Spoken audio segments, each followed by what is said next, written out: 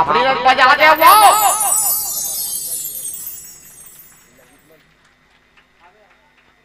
पूरा के पूरा खतखोर हीरा समझता। एक आकर गाड़ी चाबी हा गवा के है CG 24P 4394 एक चाबी मोर कर रहा है और जेकर भी गाड़ी चाबी होही और मोर से संपर्क करो और तुम नहीं कर होते गाड़ी में धर धनोंगी ले है नी आओ संगवारी हो जिन वीडियो ला आप जम्मो झनहा YouTube में कोचा कोचा के देखे हो खोदियार के देखे हो कि धनोंगरी झांकी अवैया है तो धनोंगरी वाले मन का झांकी देखा थे ओमन तो पंचमुखी हनुमान के देखा था वही झांकीला में संहत देखलाए बजावत है नी तनोनी मन बाबू मन लइका मन सियान मन जम्मो झन से निवेदन करत हो एक जोरदार थापड़ी बजा देते हो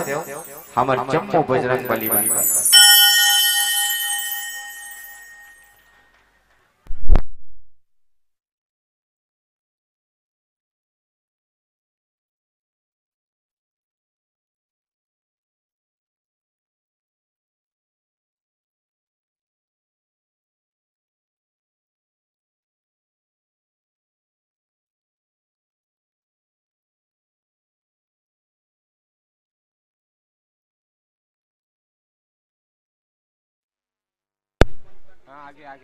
हेलो चेक हेलो जे जे मन अपन घर में खुश रहे हो उग्र मन से निवेदन है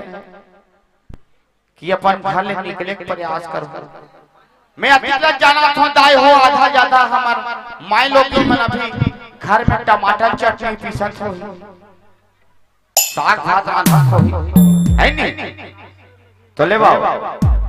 अब जतका झन सकला हो अतका झन हमार झांकी काफी है। अब एक चार जोरदार ताली बजा दे तो महतारी हो ताली बजाए बनी और चौथे मन एकदम जोरदार लेकिन नहीं ये अभूत वाले मन बजा जाना मन मन ठेका लेकर रखे और पाछू वाले मन एकदम ठेरिया रखे तो पाछू वाले मन का अलग से आमंत्रण कार्ड पहुंचा मन वो ये सुरक्षा को रखो मंटोरा चिन्हा था सो छाने में हो जाता थोड़ा एक जोरदार ताली बजा ये दिल कथे थे चले वो संगवारी हो भगवान बजरंग बली की वो पंचमुखी और तारकी कथा आप जम्मो झन के आगुमा परोसी के प्रयास करत हन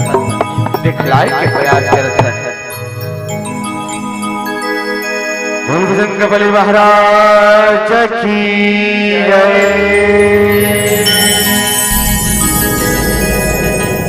बोल सियावर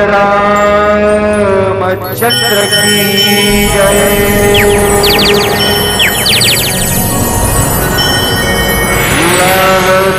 हलाली लसई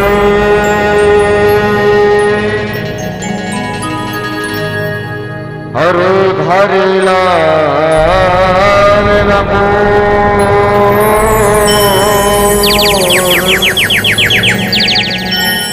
सच्चे हजारों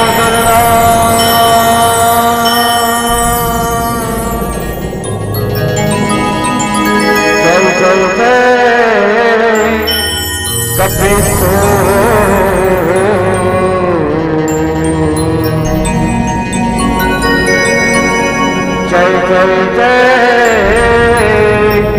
कपिसो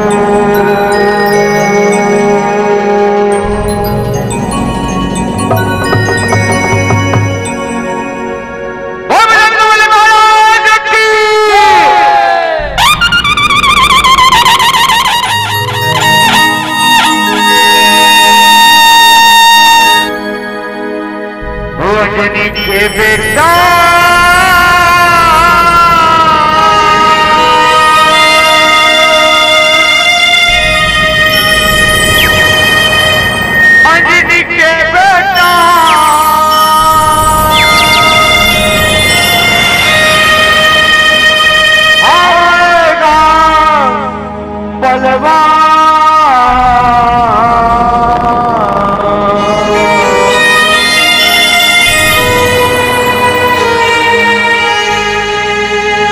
दानव संगीला रे मारी बीड़ी के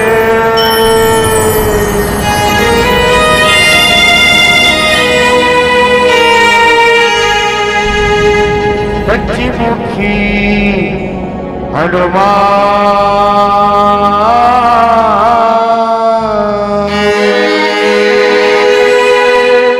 हनुमान दानव संगीला रे मारी बीड़ी के पंचमुखी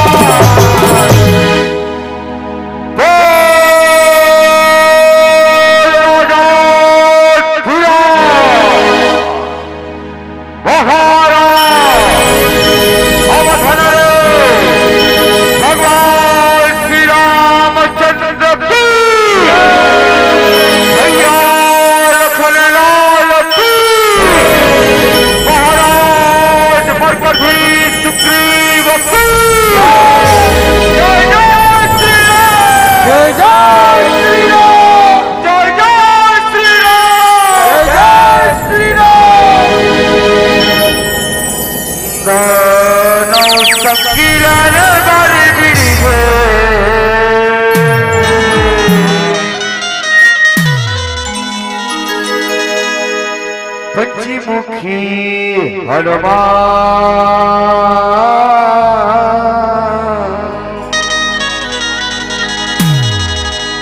दानव संगीला रे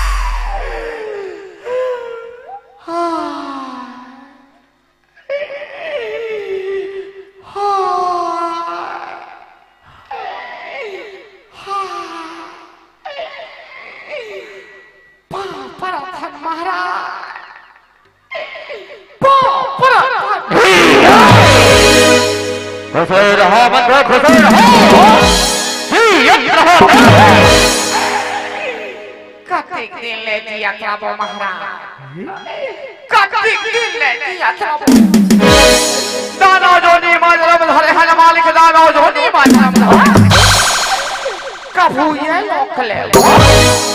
कभू ये दुआरी ले वो महाराज ताकते करा ले खुशी चिंता ढलकर मत रहे, चिंता ढलकर मैं ओ ब्रह्मदेव के तपस्या रचावा था और देख ओ ब्रह्मदेव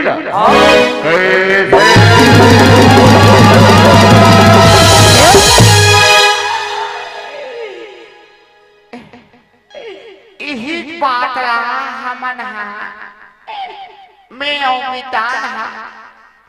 कलमपुर के होटल में बैठ के मिर्चा भजिया खा सोचत रहे महाराज कि जाबो हमारे महाराज तपस्या चल कबो की तीही बात कोठिया पर बने जमगे महाराज बने जमगे रबले तपस्या रचाओ महाराज रबले तपस्या रचाओ तहन सरग लो तो हमरे चे महाराज सरग लोग हमरे चे मैं सुने हो सरग लोक में रंग रंग के नाचकारी रथ कथे महाराज रंग रंग के नाचकारी रथ कथे कारंभा का उर्वशी का मेनका मोला अभी चले पूछ आसी लगा था महाराज अभी चले पूछ आसी लगा थे रबले तपस्या रचाओ महाराज रबले तपस्या रचाओ ब्रह्मदेव के तपस्या रचाओ ब्रह्मदेव मर्दों ला पावो औ इंद्रलोक के देवता मल्ल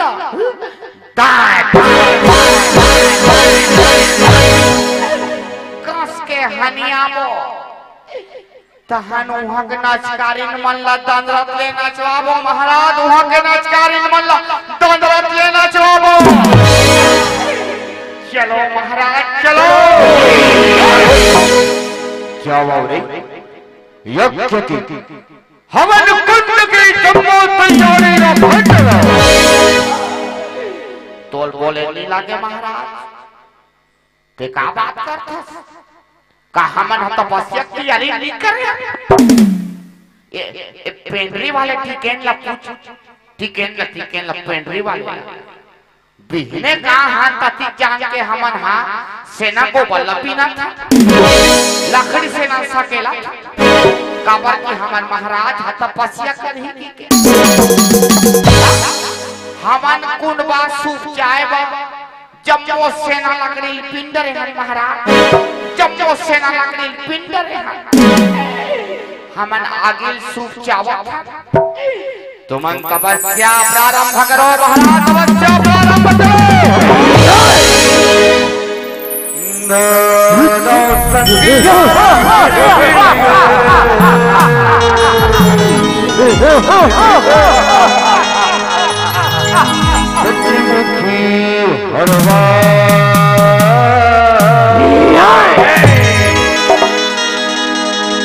दानव संगिला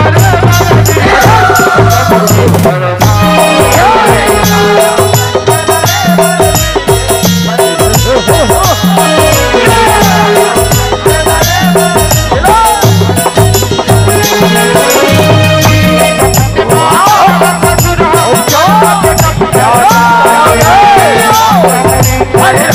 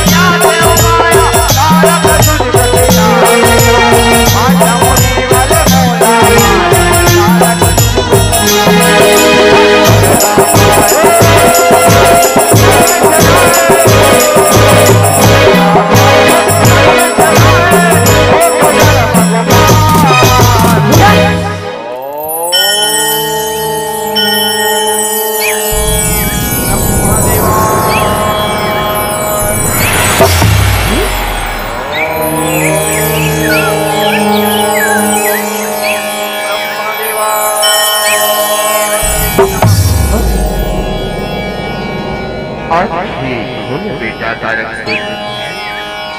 आंखें खोल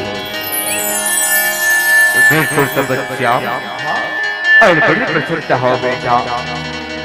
अरे बड़ी प्रसन्न हो आंखें खोल बेटा तारक आंखें खोल बाबा थामा मरो बाबा थामा खुशीरा बेटा तारक जियत रहेगा गोठिया कावर धनला पाए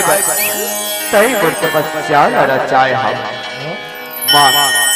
जय सर्वदान मांगवे आज तोला वैसे वरदान दे गोठिया बेटा तारक गोठिया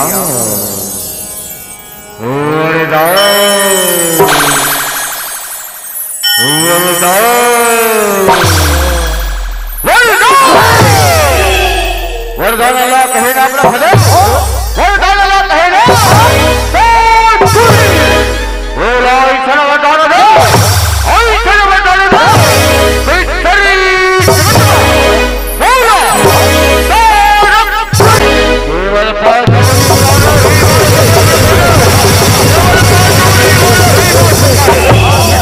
ओ बच्चे बोला को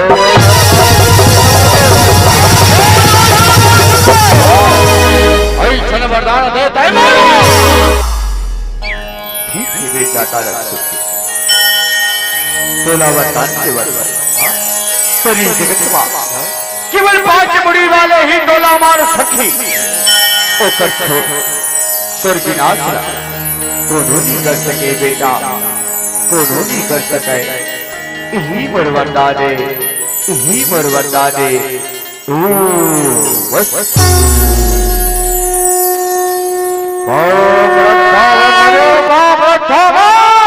यत्र होगा खुशी रहो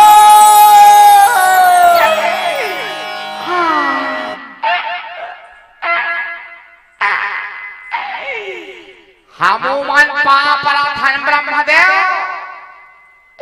हमुमन पापराधन बाबा हमुमन ला चिन्ह रहा हमुमन ला चिन्ह रहा घोलाने के पापराधन परम पिता खुशी रहो बेटा जियत रहोगा खुशी रहो गोठिया जत्ता तपस्या तोहर महाराज करे हावा वत्ता तपस्या तहु मन करे हावा लेवा का वरदान मांगा था बेटा हो का वरदान मांगा था वैसे तो हमन वरदान मांगो कितनी सोच रहे हैं ब्रह्मदेव फिर ते कहा था ते लल चाहा सन तो हम मन हावा मांग ले का की कहा था नमिता कैसे बेटा हां मांग ले का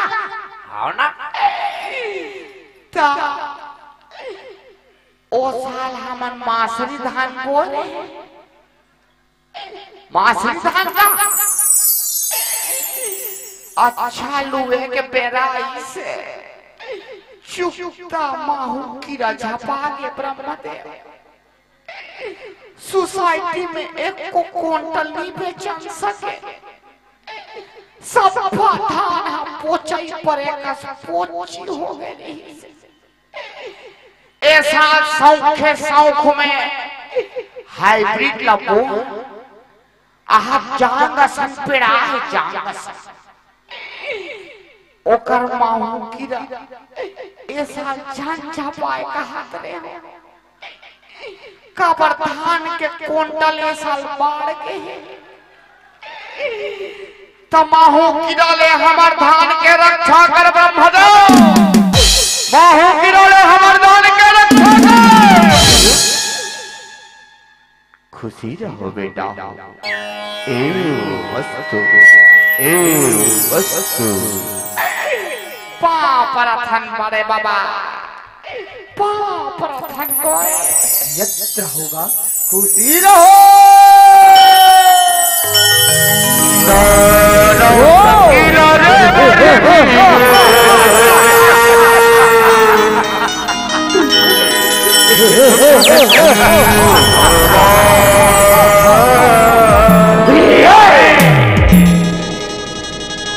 दानव संग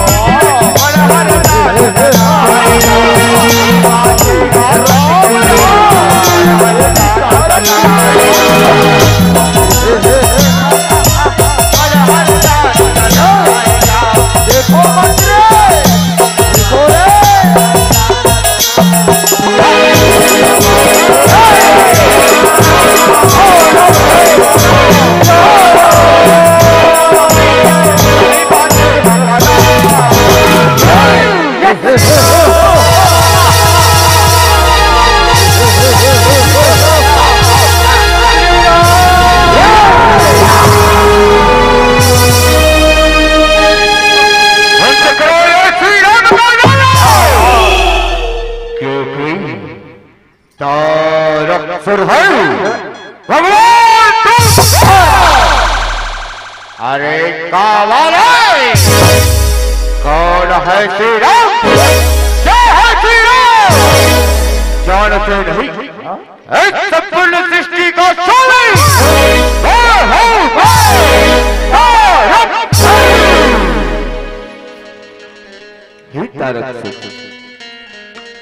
प्रभु श्री राम अयोध्या नगरी के राजा है। जी हाँ, सुघर कल्ले धर्म के गंगा मोहावत हावा मोर बातला बात तारक सुत अवचर तहु प्रभु श्री राम के चरण वासल प्रभु तो चप्पो अपराध का क्षमा कर दे और तोला अपन चरण में स्थान दे। प्रभु करुणा के सागर हो, दया के निधान है। मोर बातला बात तारक सुत मोर बातला बात अवचर तहु प्रभु श्री राम के चरण वाचन प्रभु तोला अपन चरण में स्थान दे अपन चरण में स्थान दे। परम और श्री राम के चरण अरे मंत्री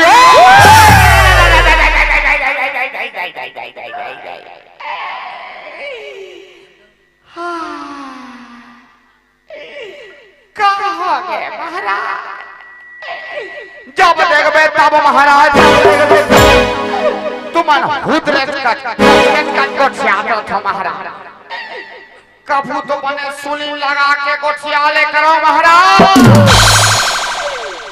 का हो गए महाराज? का बारे एकदम अंचिंगरा सन कूदत हो कथो में है। का हो गए गोठियाओ महाराज? क्या बात रे? एक कावाले बल्लो और अयोध्या के दुआरी में फेंक दो और आप कवर की तैयारी करो मंत्री, आप कवर की तैयारी करो। हाथ कहाँ के भागहानी के हिल बने आघात नहीं बता रहे थे कि झगड़ा लड़ाई करेल जाता है कि क्या? तमे हाँ बने लोहार घजा के मोर तलवार ला बने पजवा के लाने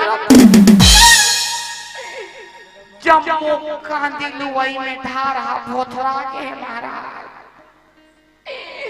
कांदी लुवई मारे धारा भोथरा के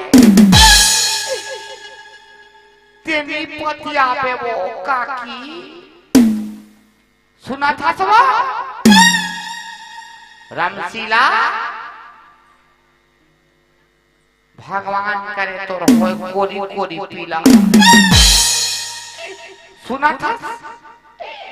परम दिन के बाद काकी परम दिन के बाद वो ये दे कलांगपुर वाले हमार मौसी हाँ बिंजवारी बाई तीकर का पूजा ही नहीं से पूजा ही वाओ हुमन के दिन वाओ तब महू के दिन तेरे बाबलू तो तलवार कुकरी पूजा दे पारे तलवार कुकरी पूजा पूजा पूजा पूजा बिहने के सांझ हो गए वो फिर कुकरी की मुड़ी हानी पूजा अब जे तलवार में कुकरी की नरी पूजा थे ते में मैं ठेक नरी पूजल कही तैसने में सका जाएगा नी सकाए महाराज नी सकाए नी सकाए महाराज नी सकाए सका जाइए महाराज सका जाइए काबा नी सकाई सक जब महाराज कते मन लगा हाथ महाराज कते मन लगा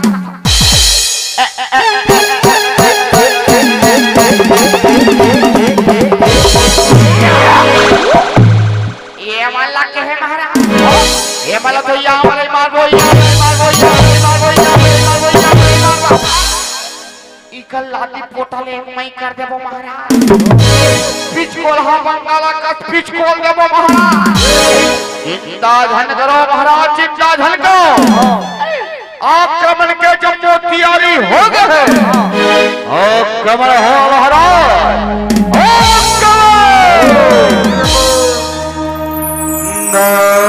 नौ संगीला रे बारी बिरिगे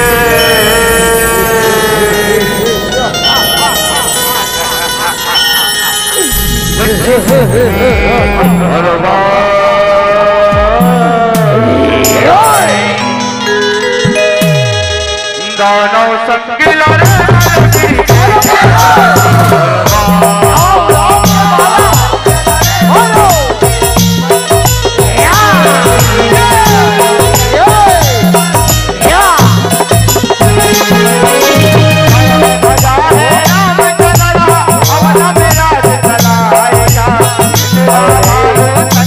मैया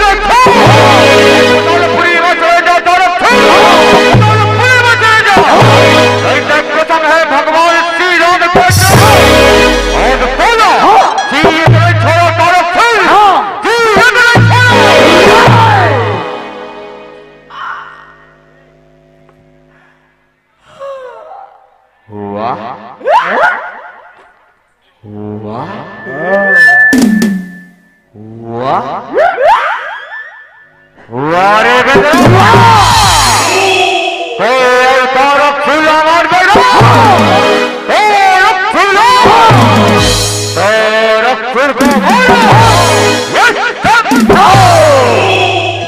छाने परवा का खुदैया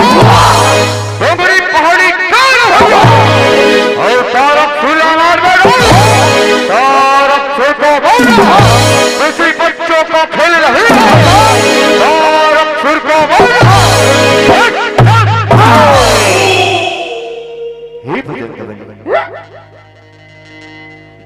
से जावा पूरी वानर सेना लेके जावा और दुराचारी तारक सुरदारा मार गिराओ जंगमने मार गिराओ। जाओ जंगमने उठो और असुर दैत्य दुराचारी तारक सुर का नाश करके इस सृष्टि से उस पापी का उस बैवरी का नाम और निशान मिटा डालो। जाओ बजरंगबली जाओ जो आज्ञा प्रभु।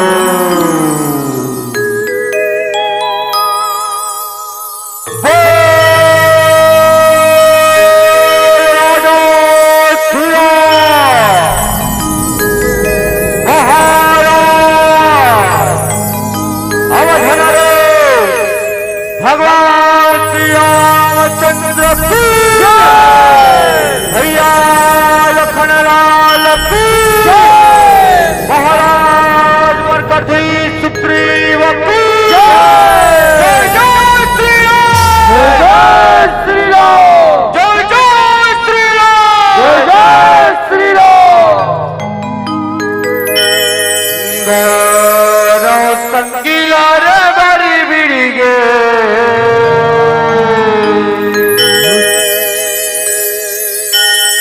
पंचमुखी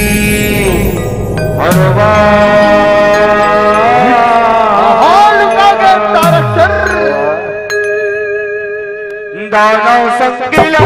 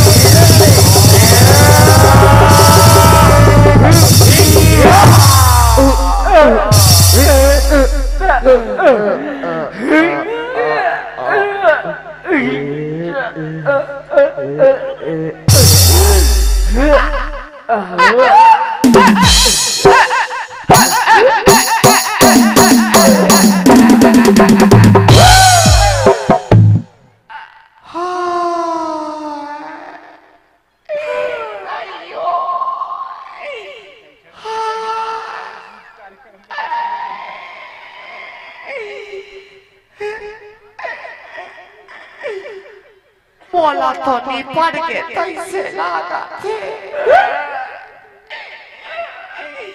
रेंग दिस कैसे लागा थे ना हाला थे ना डोला अमहू डहाल कुछ नहीं बोला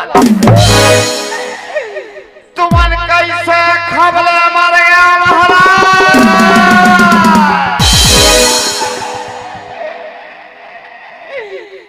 अब हमार बनी भूतिला कौन दी माली हमार रोजी रोटी ला कौन दी माली ओ साल के हमार 4 दिन के भाड़ा बांधे तेकर पैसा आज ले नहीं दे ऐसा इकर 3 एकड़ में पढ़ा लगा हम तेकरो पैसा नहीं दे हमर ना ना लइका मन के मुंह में पेड़ा गोंज के कहां मासा करे महाराज ए बेटा आ तो देख तो महाराज कैसे आँखी काला पड़े देख तो तोला बने हाथ नारे सिएला थे नंग पांचे उपास रहत होवे रथस जड़ी बूटी लाहत नीला हाथ ले देख रहा हां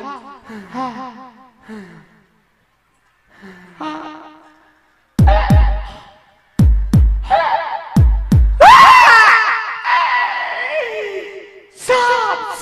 कराते लाप कराते